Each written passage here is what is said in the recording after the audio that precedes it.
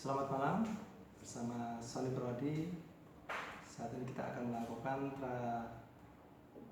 materi terkait pelatihan dan pengembangan dengan tema menjadi trainer yang handal.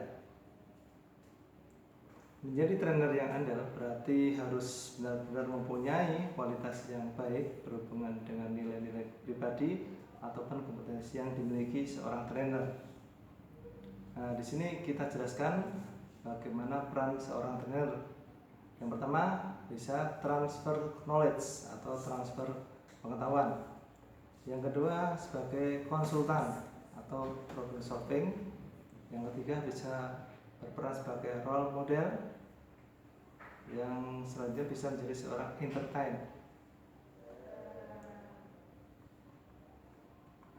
Di sini kita kupas. Yang pertama tadi terkait sebagai transfer knowledge, bisa mengembangkan kemampuan sumber daya manusia. Yang kedua, bisa menjawab pertantangan perkembangan zaman. Untuk peran trainer sebagai konsultan, di sini trainer bisa menjadi seorang yang bisa menyampaikan materi dengan mempertimbangkan faktor-faktor yang dapat memunculkan efek menyenangkan bagi yang mengikuti pelatihan saat terjadi pelatihan. Yang role model, di sini trainer bisa menguasai materi dengan baik, ya. Trainer membuat terobosan sehingga apa yang disampaikan mampu membuat peserta terperangah, ya. Mampu mengemas materi yang lama terkesan jadi materi yang baru. Trainer juga bisa berkualitas, tidak hanya menguasai hal teknis, tetapi di sini bisa menguasai non teknis untuk membuat suasana menjadi lebih menarik. Selanjutnya, trainer juga bisa menciptakan suasana pelatihan yang menyenangkan bagi peserta pelatihan tanpa mengurangi kualitas materi yang disampaikan oleh seorang trainer. Selanjutnya, seorang trainer bisa mengemas sebuah pengajaran yang menarik hingga peserta pelatihan merasa senang ketika mengikuti pelatihan trainer tadi. Selanjutnya, ada perasaan senang yang dialami peserta karena trainer mampu memberikan sesuatu yang menarik, ya, bagi para peserta pelatihan. Selanjutnya ada peran trainer sebagai entertain. Training akan terasa menyenangkan apabila para peserta merasakan, yang pertama, materi yang disampaikan adalah materi yang menarik dan merupakan hal baru bagi peserta pelatihan. Yang kedua, materi sangat aplikatif dan membumi, ya. Yang ketiga, materi yang disampaikan dapat dicontohkan secara konkret. Yang keempat, trainer bisa menyampaikan materi dengan penuh semangat dan berenergi, ya, semangat. Yang kelima, trainer menggunakan berbagai metode yang tidak membosankan bagi peserta pelatihan. Yang keenam, trainer sangat menguasai materi yang diberikan. Yang ketujuh, trainer bisa melibatkan peserta dengan diskusi, tanya jawab, dan simulasi. Yang kedelapan, trainer menggunakan pendekatan personal yang sangat menyentuh terhadap peserta pelatihan. Yang kesembilan, trainer memiliki suara yang mantap dan tidak datar, ya. Yang ke-10, trainer sangat ekspresif dan menggunakan humor sebagai selingan agar para peserta pelatihan tidak merasa jenuh dan bosan. Selanjutnya, trainer sangat bisa menghargai peserta pelatihan, ya. Yang ke-12, trainer tidak terkesan menggurui dan tidak merasa sebagai maha guru. Sebagai trainer yang ada dua hal pokok yang menjadi trainer berkualitas. Yang pertama, memiliki value atau nilai yang diyakini. Yang kedua, memiliki kompetensi. Memiliki value atau nilai yang diyakini sangat mutlak bagi seorang trainer. Nilai-nilai yang diyakini seorang trainer adalah satu, seorang trainer akan selalu berani membuat imajinasi tentang suasana akhir dari training yang diberikan. Seorang trainer akan menguras habis seluruh energi, pikiran, ilmu, pengetahuan, pengalaman, dan kreativitas yang dimilikinya. Jadi dikeluarkan semua. Pada saat melakukan training, trainer akan melakukan totalitas, ya, semua dikeluarkan. Trainer akan memiliki energi yang selalu penuh dan tak pernah habis, ya. Jadi nilai dan keyakinan adalah fondasi atau dasar bagi seorang trainer yang baik, ya. Selanjutnya, di dalam seorang trainer yang handal itu harus memiliki kompetensi. Kompetensi di sini digambarkan ada 3. Yang pertama adalah knowledge dan skill. Yang kedua attitude dan behavior. Yang ketiga adalah nilai dan keyakinan. Knowledge merupakan berbagai pengetahuan tentang hal-hal yang berkaitan dengan training. Jadi apa yang disampaikan trainer itu bisa mempunyai pengetahuan yang baik dan bagus untuk peserta pelatihan. Selanjutnya mempunyai skill. Nah, di sini seorang trainer harus mempunyai keterampilan tertentu yang diperlukan untuk menjadi trainer. Seorang trainer harus memiliki attitude dan behavior, sikap dan perilaku yang harus dimiliki dan ditunjukkan oleh seorang trainer dalam pelaksanaan pelatihan terhadap peserta pelatihan. Gambaran knowledge di sini kita tuangkan ada beberapa poin. Yang pertama adalah tahap pengembangan training, ya.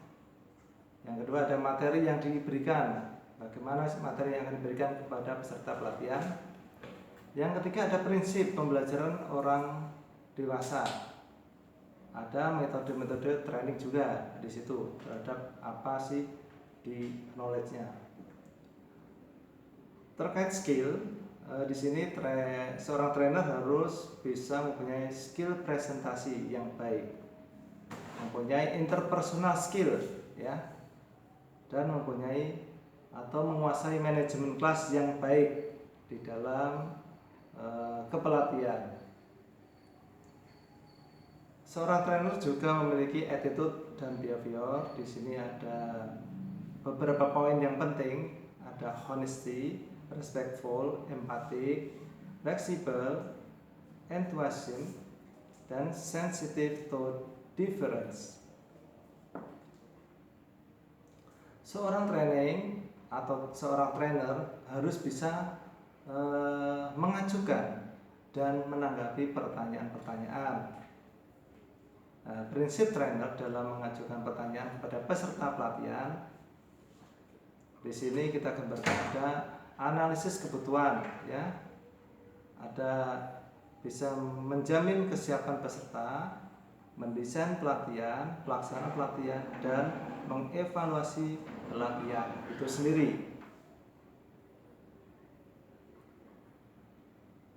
Selanjutnya bagaimana seorang trainer bisa mempunyai beberapa pertanyaan, ya, sifat-sifat pertanyaan. Di sini kita gambarkan ada pertanyaan terbuka.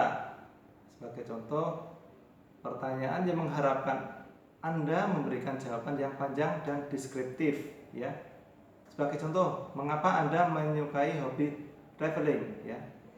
Bagaimana Anda bisa sampai ke kantor dari rumah dengan selamat, gitu.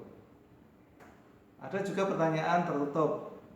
Pertanyaan sederhana yang mengharapkan Anda memberikan jawaban yang singkat dan padat. Contoh, siapa namamu? Apakah kamu baik-baik saja? Selanjutnya di sini kita gambarkan tujuan trainer dalam mengajukan pertanyaan ya. Yang pertama yaitu sifatnya menduga-duga ya. Contoh, kalimat yang ditujukan untuk hendak mengetahui sesuatu. Contoh, apakah Anda tahu kedalaman Sungai Bengawan Solo? Itu gambaran sifat menduga-duga. Yang kedua adalah membatasi ya, membatasi. Kalimat yang menandai atau menentukan sesuatu dengan tepat dan jelas ya. Sebagai contoh, apakah dengan adanya peraturan di lingkungan kerja akan membatasi terjadinya pelanggaran? Nah, itu ada pembatasan. Yang ketiga adalah memancing praduga, suatu anggapan tentang sesuatu tanpa harus pembuktian. Sebagai contoh, apakah Anda setuju dengan RUU Omnibus Law? Ya, memancing praduga. Selanjutnya ada